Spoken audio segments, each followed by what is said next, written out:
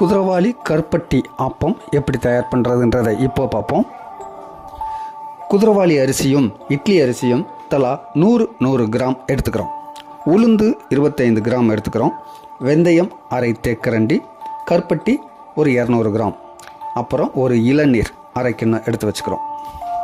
இப்போ எப்படி தயார் பண்ணுறதுன்னா, முதல்ல குதிரவாளி அரிசியோட இட்லி அரிசி, உளுந்து, வெந்தயம் சேர்த்து 2 மணி நேரம், அதாவது 2 மணி நேரம் ஊற வைக்கணும். ஊறினதும் நைஸாக அரைக்கணும். பின்னர் இளநீரை முதல் நாளே வாங்கி வைத்து புளிக்க வைக்க வேண்டும். புளித்த இளநீரை அரைத்து வைத்துள்ள மாவுடன் கரைத்து 5 மணி நேரம் புளிக்க விடுவோம். கருப்பட்டியில் சிறிது தண்ணீர் சேர்த்து கரைத்து அடுப்பில் வைத்து கொதித்ததும் அப்படியே சூடாக வடிகட்டி மாவுடன் சேர்க்கவும்.